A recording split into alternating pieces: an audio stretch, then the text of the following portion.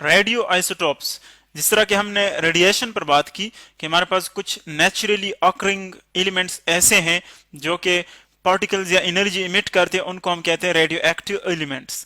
अब हमारे पास जो रेडियो एक्टिव आइसोटोप्स हैं, यानी जिसको हम शॉर्टली रेडियो आइसोटोप्स कहते हैं, वो हम किसको कहते हैं, यानी एक्चुअली रेडियो आइसोटोप्स है क्या चीज। देखिए, जब हम आइसोटोप्स को डिफाइन करते हैं, आइसोटोप्स यानी आइसोटोप्स हमारे पास किसी एलिमेंट के वो एटम्स हैं जिनके प्रोटॉन नंबर सेम होते हैं, यानी एटॉमिक नंबर उनका सेम होता है, लेकिन एटॉमिक मास जो है ए वो डिफरेंट होता है।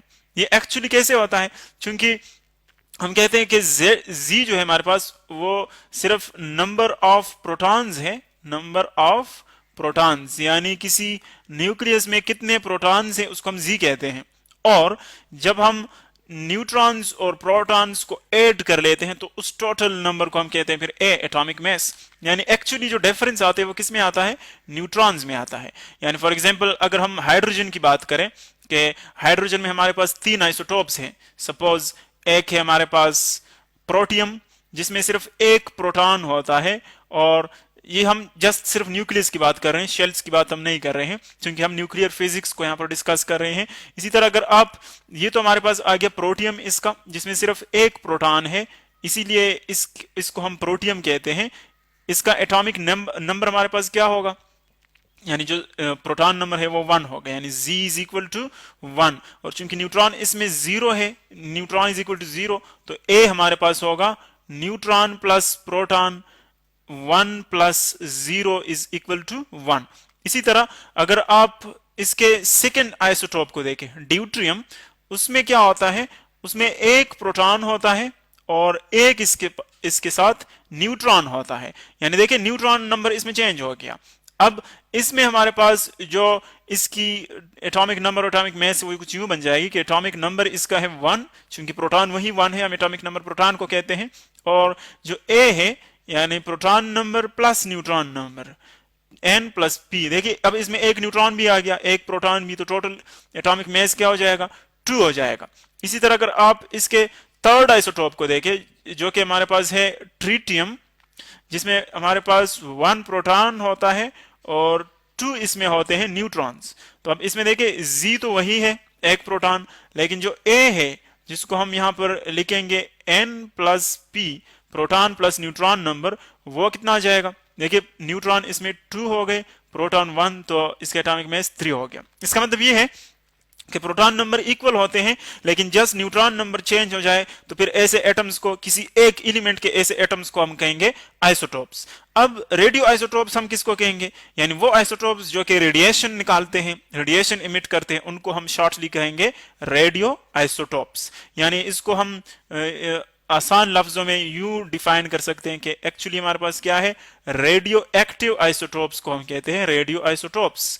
तो वो आइसोटोप्स जो कि नेचुरली रेडिएशन करते हैं, यानी जो कि स्पॉन्टेनियस होता है, खुद होता है नेचुरली, और कुछ ऐसे होते हैं जिनको हम आर्टिफिशियली रेडियोएक्टिव बनाते हैं, उन दोनों को हम इंक्लूड करेंगे रेडियो एक्टिव आइसोटोप्स में। अब देखिए नेचुरली तो हम जानते हैं कि हमारे पास कुछ ऐसे न्यूक्लियाई जो कि हेवी है, अनस्टेबल है, वो रेडिएशन निकालते हैं। और रेडिएशन हमारे पास 2 फॉर्म में होती है, एनर्जी फॉर्म में और पार्टिकल फॉर्म में। एनर्जी में हमारे पास यहाँ पर सिर्फ गेमा रेज है जो कि इमिट होती है, और पार्टिकल में फिर हमारे पास क्या है, इसमें अल्फा और बीटा पार्टिकल्स हैं। अब अल्फा, इसकी हमने टोटल स्ट्रक्चर पढ़ी थी कि इसमें 2 प्रोटॉन्स होते हैं, 2 न्यूट्रॉन्स होते हैं। एक्चुअली क्या है, हमारे पास है हीलियम न्यूक्लियस, हीलियम न्यूक्लियस। और जो बीटा पार्टिकल्स हैं वो 2 किस्म के हैं एक्चुअली। एक इसमें है पॉजिटिव बीटा पार्टिकल जिसको हम पॉजिट्रॉन कहते हैं, और एक है नेगेटिव बीटा पार्टिकल जिसको हम कहते हैं इलेक्ट्रॉन। तो अब ये जब निकलते हैं तो हम कहते हैं कि इसकी जो हमारे पास स्टेट है, यानी एक न्यूक्लियस से दूसरा न्यूक्लियस में वो कन्वर्ट हो जाता है, इसको हम क्या कहते हैं, ट्रांसम्यूटेशन। यानी डीके हो जाते हैं। एक न्यूक्लियाई जो है वो एक एलिमेंट से दूसरे में कन्वर्ट हो जाते हैं, तो इस प्रोसेस को हम कहते हैं कि वो डीके हो गई, वो एलिमेंट दूसरे एलिमेंट में कन्वर्ट हो गया। अब नेचुरली तो हम जानते हैं कि वो स्पॉन्टेनियस से खुद होता है, लेकिन कुछ ऐसे होते हैं जिनको हम आर्टिफिशियली बना लेते हैं, यानी जिसको इंसान खुद एक्सपेरिमेंट से रेडियो एक्टिव बनाए, फिर उनको हम क्या कहेंगे? Artificial radio isotopes. Artificial radio isotopes. अब आर्टिफिशियल हम किस तरह बनाते हैं, यानी वो कौन कौन से मैकेनिज्म्स हैं जो हम अप्लाई कर सकते हैं कि वो हम कोई भी स्टेबल न्यूक्लियाई जो है वो अनस्टेबल में हम कन्वर्ट कर लें। सो पहली बात तो ये है कि हम स्टेबल को कन्वर्ट करेंगे किस में? अनस्टेबल में। चूंकि जो स्टेबल होती है वो रेडिएशन नहीं करती, उसमें एनर्जी जो है वो मिनिमम फॉर्म में होती है, मिनिमम स्टेट में होती है। लेकिन जो हमारे पास अनस्टेबल है, अनस्टेबल न्यूक्लियाई, वो एक्चुअली क्या करती है? वो रेडिएशन करती है। और रेडिएशन वो किस लिए करती है? ताकि वो चाहती है कि वो भी स्टेबल हो जाए, तो इस स्टेबिलिटी को हासिल करने के लिए वो फिर रेडिएशन करती है। अब अगर हमारे पास कुछ स्टेबल न्यूक्लियाई हो और उसको हम अनस्टेबल बनाना चाहें, यानी उसको हम रेडियो एक्टिव बनाना चाहें, तो उसके साथ हम क्या करेंगे? हमारे पास जो मैकेनिज्म्स है वो बहुत ज्यादा सिंपल है। एक तो यह कि हम उस पर न्यूट्रॉन्स जो है वो हिट कर लेते हैं।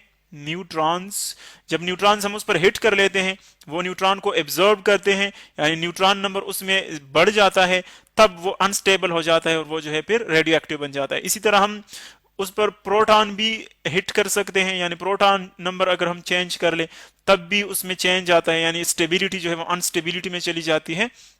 इसी तरह हमारे पास जो एक और पार्टिकल है जिसको हम अल्फा पार्टिकल कहते हैं, अल्फा पार्टिकल, ये भी हम हिट करते हैं, उसके साथ स्ट्राइक करते हैं एलिमेंट के साथ। अल्फा पार्टिकल जब एब्जॉर्ब होता है इसमें, तो उसका मैस नंबर और एटॉमिक नंबर बढ़ जाता है, अनस्टेबिलिटी आती है, यानी एनर्जी एग्जिस्ट हो जाती है और उस वजह से फिर वो रेडिएशन करती है। तो यहां पर हम कुछ सिंपल एग्जांपल्स पढ़ते हैं, यानी कौन कौन से हमारे पास ऐसे आइसोटोप्स हैं जो कि हम आर्टिफिशियली रेडियो एक्टिव बना सकते हैं। फर्स्ट जो हमारे पास इसका एग्जाम्पल है, बहुत सिंपल वन, वो है सोडियम का। यानी सोडियम को हम किस तरह रेडियो एक्टिव बना सकते हैं? देखिए, सोडियम हमारे पास क्या है, इसका जो अगर हम डिटेल्स देखना चाहें तो 23 हमारे पास इसका एटॉमिक मैस है। एटॉमिक मैस का मतलब है कि इसमें टोटल प्रोटॉन और न्यूट्रॉन अगर हम ऐड कर ले तो वो टोटल कितने हैं? 23 है। इसी तरह इसका जो एटॉमिक नंबर है वो है 11, यानी एटॉमिक नंबर का मतलब है टोटल नंबर ऑफ प्रोटॉन्स। तो अब अगर आप देखें, अगर हम 23 से प्रोटॉन निकाले 11, तो इसका मतलब है कि इसमें 12 न्यूट्रॉन्स हैं। ये हमारे पास है एक स्टेबल न्यूक्लियाई।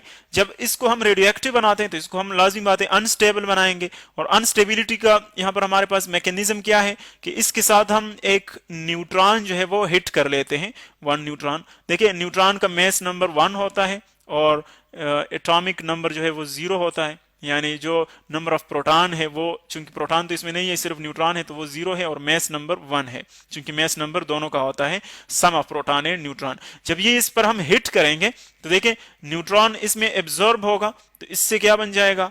सोडियम वही रहेगा, इसका एक और आइसोटोप बन जाएगा। अब इसका देखें जो एटॉमिक मैस है वो 24 हो जाएगा, क्योंकि एक न्यूट्रॉन इसमें एक्स्ट्रा आ गया। इसी तरह प्रोटॉन इसमें वही है, तो वही 11 हम रखेंगे। देखिए, अब यहां पर इस पर हम एक स्टार का सिंबल लगा लेते हैं। स्टार का मतलब जहां पर भी ये इसके ऊपर आ जाए, इसका मतलब क्या होगा? अनस्टेबल। अनस्टेबल, यानी हम कहेंगे कि इसके पास एनर्जी ज्यादा है, उसको हम स्टार से रिप्रेजेंट करते हैं, अनस्टेबल है। तो जब ये अनस्टेबल हो, फिर ये क्या करती है? फिर ये रेडियो एक्टिव बन जाती है, और इस रेडियो एक्टिविटी के रिजल्ट में क्या होता है? इससे गेमा रेज निकलती है, गेमा रेज, और इसका सिंबल हमारे पास ये है। गेमा रेज एक्चुअली क्या है?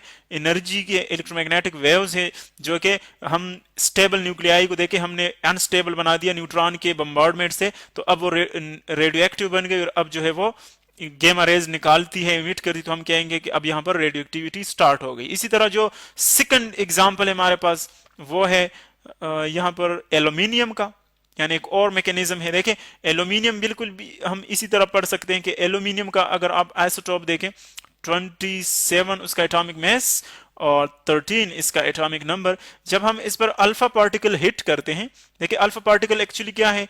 Helium nucleus. चूंकि हीलियम न्यूक्लियस में नंबर ऑफ प्रोटॉन न्यूट्रॉन और अल्फा पार्टिकल में वो इक्वल ही है, तो ये इसके साथ हिट करता है, तो देखें ये बन जाता है फास्फोरस।